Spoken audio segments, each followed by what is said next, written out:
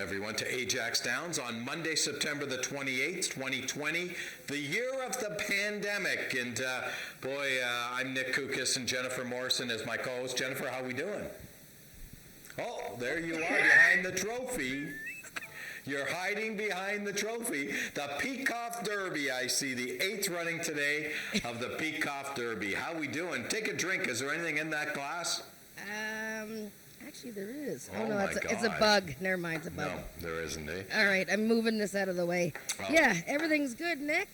What a day. Oh, my gosh, this weather. Incredible. It's actually quite warm today, and I'm not complaining. It was a beautiful weekend. There was lots of great horse racing. I don't know if anybody caught the Alberta Derby for the quarter horses at Century Mile last night. And far be it for me to remember the horse's name that won. But all I know is he was a sorrel horse, and he had a white mane and tail, Nick. So it was interesting looking horse. But, yeah, we're getting ready for a great day today because you know what it is.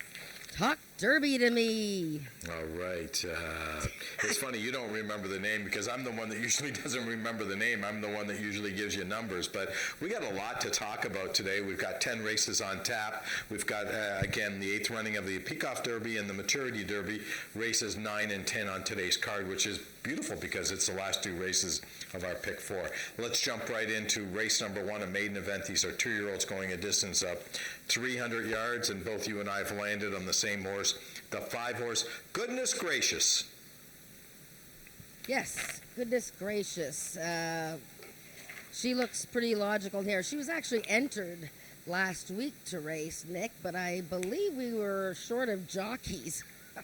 So, she's running again, and look at the horses that she's been racing against. She hasn't been in a maiden race since her career debut, and most recently was in the actual Ontario-bred Futurity, where she didn't actually do all that badly. It was 6th, beaten a length or so, but the second-place finisher, Country Fried Chicken, was an easy winner of his maiden last week. So a good field she raced against, and I don't know. I'm not really sure who else we'd look at in here. Who'd you pick the 4. Second? I mean, I thought maybe the 4 only had one race back on August 26th and didn't race that bad. Raced okay, got beat a length, and I thought maybe this 2-year-old filly might improve today for the Michelle Woodley barn. Yeah, well, it's tough to discount any Michelle Woodley horse. She's almost 30% with her winning record this season, and the 2-year-olds of hers run very well. She had a decent debut outing, no question, and she should go forward. I thought Kiss My Crystals would be better. I'm not too concerned about her last race. I don't know what happened, but it was a trial for the Alex Peacock Futurity. I just tossed the race, and 2 starts ago, she had a very awkward start and had a good finish, so I'm looking for the 5-2 exacta. Okay, let's move on to race number 2, another maiden event. These are 3-year-olds and up, going 250 yards, and we both landed on the 4-horse Piper's Return off his last race on September 14th, which was a real nice one. Well, there's not much separating Piper's Return and This Chick Rules. They're pretty much the same horses. So, I mean, they both had plenty of chances to win their maiden, and both of them were dueling to the wire last time, with Piper's Return leading very late in that race, waving back at you, came up on the outside and won. She's come back to win last week, and This Chick Rules, well, 6 second-place finishes and 3 in succession. So between those two, you know, it's a pick 3, the first leg of the pick 3. You got to pick one maybe to make that wager, or do you use both? I'm not sure. I don't know either. I mean, between the two of them, they're 0 for 28, so it's kind of hard just to pick one of them because who knows? I mean, I didn't pick the horse, but maybe the one horse, Jumpin, Bojangles. I mean, she's only lost once, which is her and the 5 are the ones that have lost the least. So, and the 5-year-old, the 5 horse is a 4-year-old horse, so you don't see that too often, first-time starter.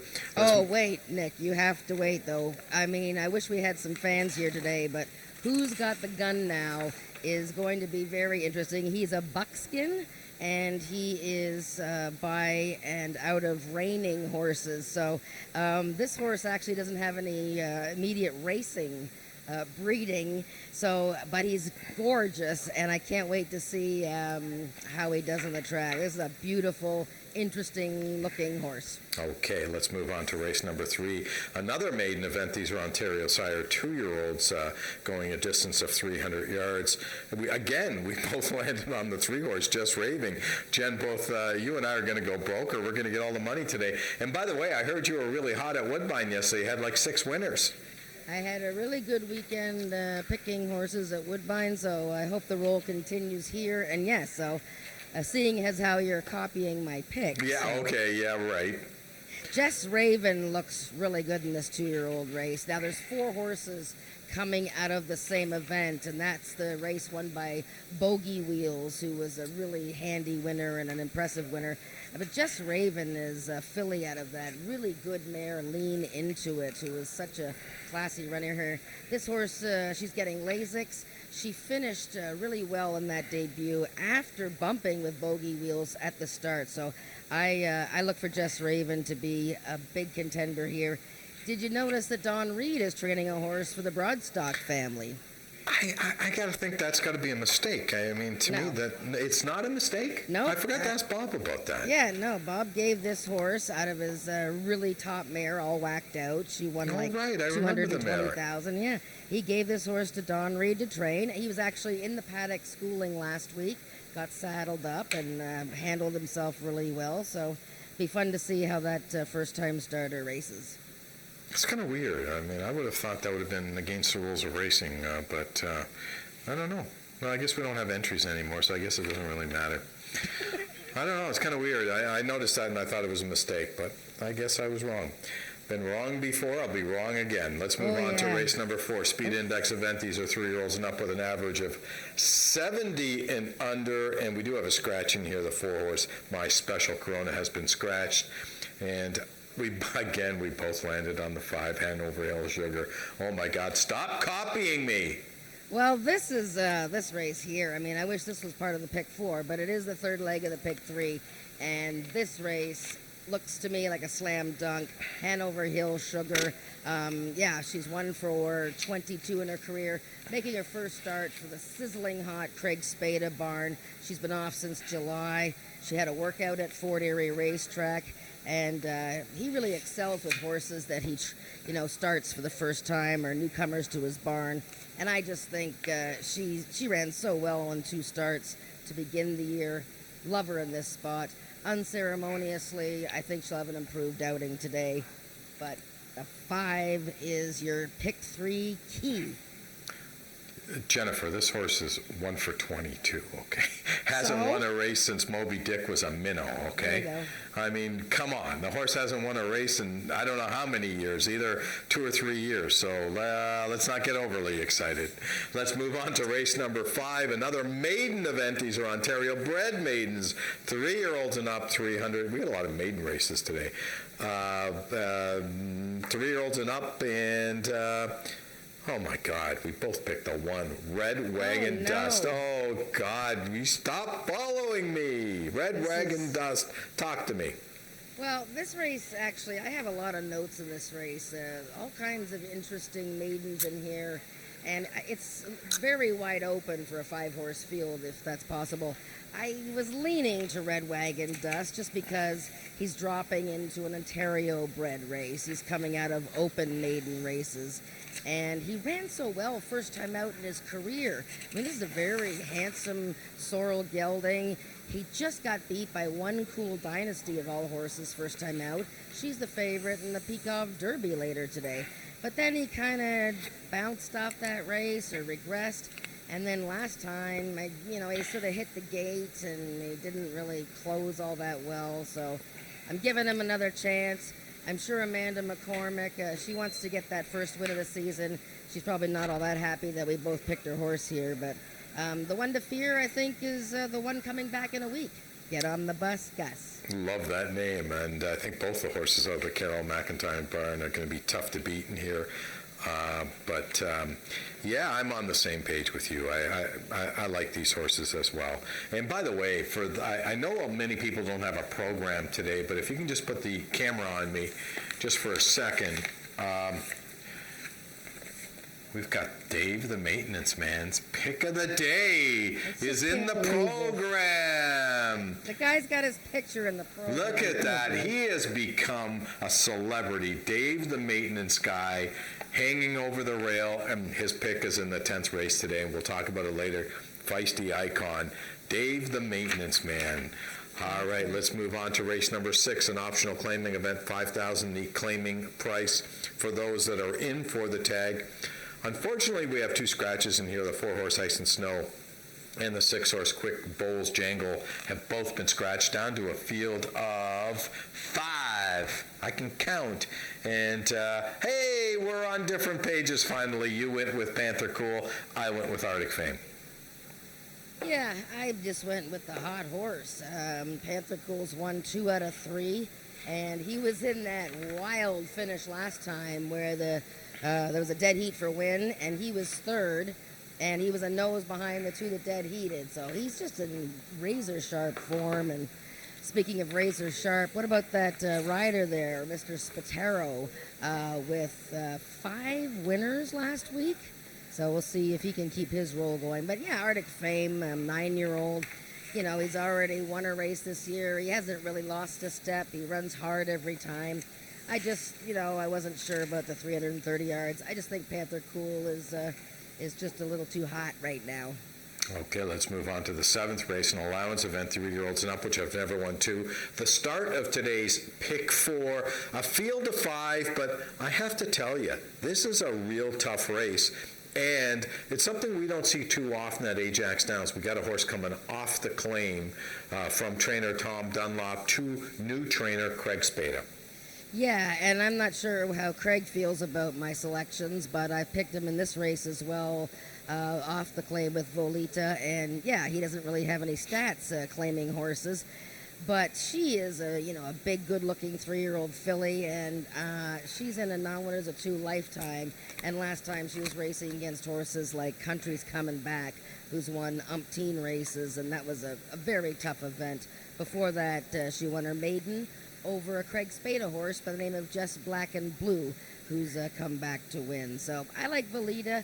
I think one of my favorites is a very solid selection in here as well. Coming back in a week for Tom Dunlop.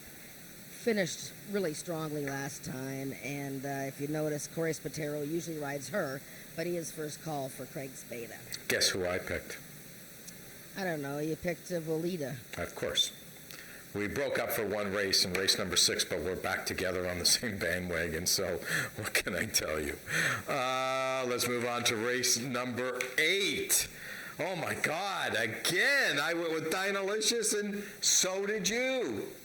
Well, she looks pretty logical. She just won at this same level last time and was well prepared by the Broadstock team for her to win that opener. That was off quite a lengthy layoff, 8-year-old mare, and she got up to win going 400 yards that day. And the 4th place finisher, Chester Nez, has already come back to win. So Dynalicious coming back at the same level, slightly shorter distance. It won't be easy, though. I think the Craig Spada horse in here, Just Black and Blue, who's coming off a nice Speed Index victory, is going to be tough. And both of them ran at the AD class level. And Just Black and Blue raced a little more recently. Okay, let's move on to race number 9, because we've got to probably talk a little bit more about race number 9 and number 10. It's our co-feature race of the day, the 8th running of the Peacock Derby. Of course, 3-year-olds going to post. And we landed in different places in here. Jen, you went with One Cool Dynasty. I went with Easy Street, and I know you want to show a couple of replays in here. Yeah, I would say this is the feature race of the day at $50,000 plus. It's the Peacock Derby. Talk Derby to me. And yeah, let's show the 2 trials from that. The first one, September 14th, race 9, was won by One Cool Dynasty. Now, you're going to watch her from the 2 post here. And there was actually a little inquiry, if I'm not mistaken. She was a little awkward out of the gate there. And there was no claim of foul. I think the stewards wanted to look at it because the gray horse beside her, who actually is another Pasco trainee, broke a bit slowly, and then she came over. So he sort of started his own troubles there. So she won easily. The Kingsman came on very well to be second. This is a hard trying fellow with that sort of unusual. If you watch him there with the blue blinkers, he's got that unusual big, long, high stride, and he never gives up.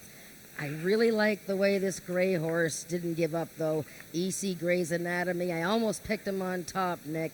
I like this horse. I think he's got a chance with Eddie Walton riding.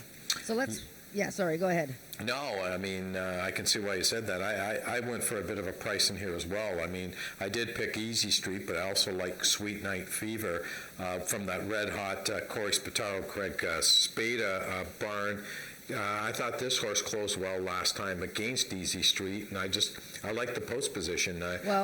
Yeah, we're going to show that replay. So watch Sweet Night Fever, because you're right. He had some trouble in the Easy Street race. It's a little easier for Easy Street. It's nice to see him come back in form. But watch the 5 horse here in the orange of Craig Spada. He's going to chase all the way here. But things get a bit messy because, unfortunately, Chalk Cliffs, who's in the white, he takes a bad step here. He's fine. He just sort of did a funny step.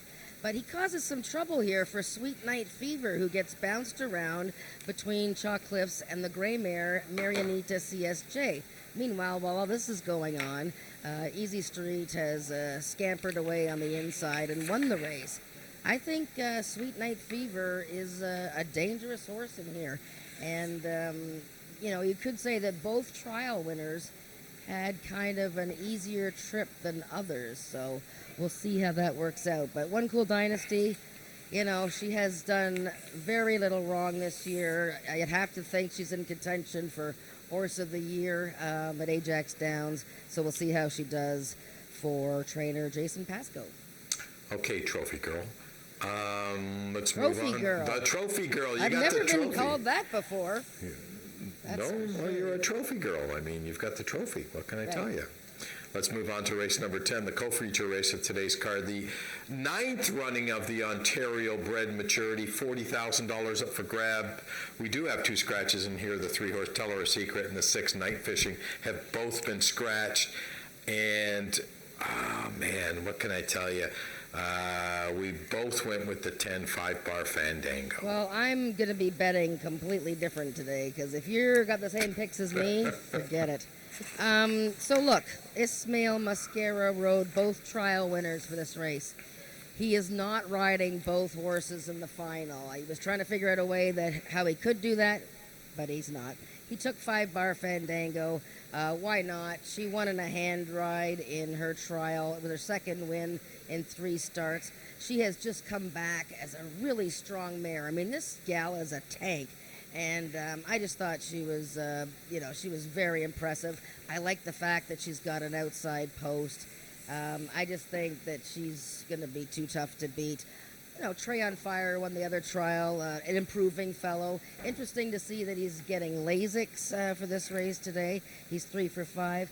She's sizzling. I would have thought at the beginning of the year that she was going to, be a real factor this season in the older horse category for Ontario breds or Ontario sired. And, she hasn't done a lot. She was a better second last time to 5-bar Fandango. But, she's sort of been flat. And Shake It Twice is always one to consider.